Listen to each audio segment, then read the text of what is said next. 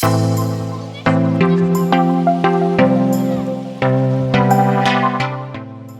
I would do a quick flash update on the markets and the state of the geopolitical situation.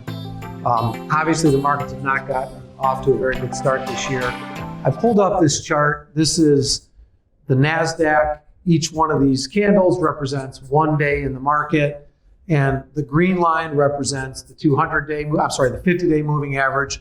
The blue line is the 200-day moving average. And so if you go back to COVID in March of 2020, you can see the green line kind of came down and just kind of brushed up against the blue line, which means that the 50-day moving average touched on the 200-day moving average and then kind of bounced off of that.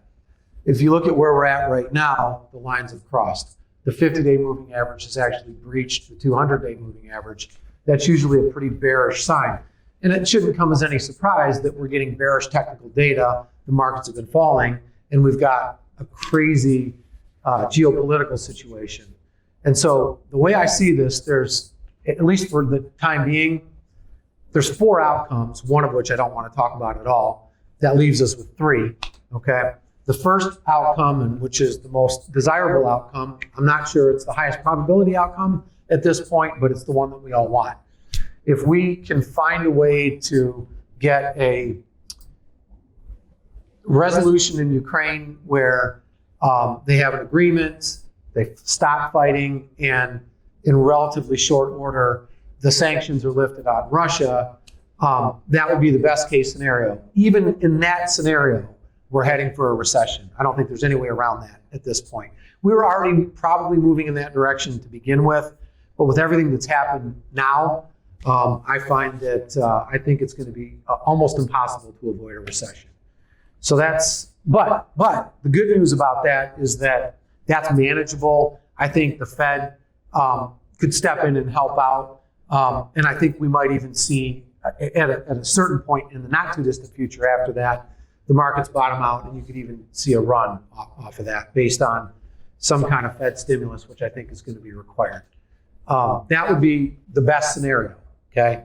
Scenario 2 is this thing lingers beyond weeks and into months. If that happens, we are talking about the onset of the next global financial crisis. And the reason primarily is that so much of this is driven by commodities right now, what's going on in the markets. And with oil at $120 a barrel today, with the possibility of it going somewhere over 150 and maybe even to $200 a barrel, it's inconceivable to think that we would be in this position, but here we are. And so if that happens, things in the economy start to break. We're going to go through likely another liquidity crisis. Commodity exchanges could actually go bankrupt, some of them. The counterparty risk would be astronomical. We would start to see the credit markets likely freeze up. I could easily see the equity markets drop another 50% from where they are right now. Now, again, is that the highest probability outcome? God, I hope not. But I want you to know that it's not off the table, okay? This is squarely on the table right now as a possible outcome if this thing doesn't get resolved in the next 2 to 3 weeks. Beyond that, okay, the third scenario is even worse, because if this conflict spills beyond the borders of Ukraine, and this turns into more significant conflict that involves NATO and into Poland or anywhere else for that matter, then it gets bad. Okay, and I hope that's not the most likely scenario. There's just too much misinformation right now. I don't believe anything I'm reading on either side, and nobody knows what's going on. This is the very definition of the fog of war. And propaganda, frankly, it has just gotten so much more proliferate because the means to distribute the propaganda are exponential.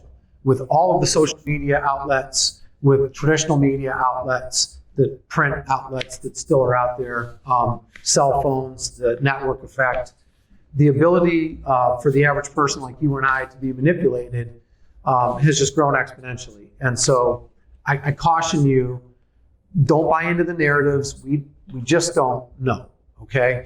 And we don't know what the motivations are. There's a lot of people that say they know, a lot of people that are giving opinions, especially these geopolitical types. They don't run other people's money.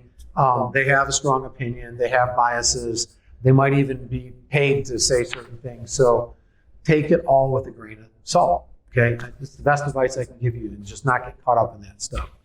We are witnessing the shifting of the financial system.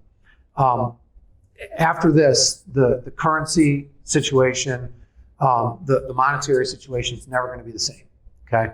The actions that we took through these sanctions, and again, we can argue till the cows come home whether the sanctions were appropriate or not.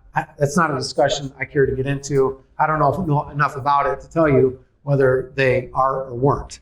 What I can tell you is this, is that there are ramifications. There are second and third order consequences as a result of freezing the assets of a sovereign nation in central banks that are beyond their borders, okay?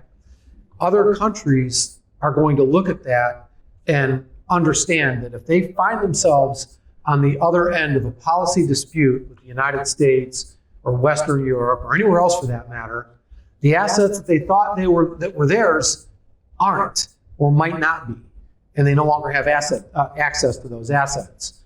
Well, it's a trust-based system. If you lose that trust, if we start not honoring the laws that we all thought were in place, changes the dynamic entirely, okay? And so that horse is out of the barn. Pandora's box has been opened. We are moving to a new financial system. Nobody knows what it's going to look like, okay? But it is going to be different. And make no mistake, China, Russia, Saudi Arabia, Iran do not like that the world's financial system is based on the US dollar. And we've had a massive advantage. We've been able to buy anything and everything that we want at a pretty significant discount because the fixed costs that go into manufacturing the things that we buy are just that, they're fixed. We get to manipulate our currency vis-a-vis, we get to decide to pay for things with dollars that we can dilute. That's what we've done. It's been a massive privilege, but I think those days are over. Okay, now it doesn't mean that the United States dollar is not going to be the world's reserve currency tomorrow, but this process has begun and it's going to happen faster than you think, which is why I've talked about these central bank digital currencies and why I think those things are going to get fast-tracked. So there's a lot going on, okay? From the standpoint of your money, we have been risking off for the better part of 6 weeks now. In January, we got the sell signal from Howard, so Howard Capital has already taken at least a third of their portfolio out of the markets, put it into cash. And it's probably closer to 50% right now. And if the Nasdaq falls another 1 to 3%, it's very likely they'll trigger another sell signal. And I don't think it's going to be very long, frankly, before they're all in cash. On our end, as far as what we do with the annuity contracts, we've already locked in a ton of contracts. We're probably going to continue to lock in. If the Nasdaq drops another 2 or 3% and we get that next sell signal from Howard, we're probably just going to go in, lock everything in that we can, move the rest of it to cash or money market, and then kind of sit and wait and see how things play out. So for as long as I've been doing this, I'm not sure there's ever been a more tenuous set of circumstances in the markets. And I'm not saying that to scare you, it's just the truth. We'll come through this, we always do, and rest assured that your money is in the best hands it could possibly be in. If your money was elsewhere, from what I'm hearing and reading from other people, there aren't very many people that are taking the action we're taking and being this defensive. So the people that have money with those people, I feel sorry for. So you're in good hands. We're on top of this. We'll keep you updated. If you have any questions, you can obviously call or shoot us an email. Keep an eye out on your inbox because I'm going to do a lot of these flash updates because literally things can change from one day to the next. So I'm going to think positive thoughts. I'm going to pray that this resolves quickly for not just the financial reasons, but for the obvious reasons that we want the loss of life to stop. We want the military conflict to stop. And we hope that happens very, very quickly. So with that, again, keep an eye on your inbox. Thank you for your continued trust and confidence. We're working hard on your behalf, and we will continue to do so as long as it takes.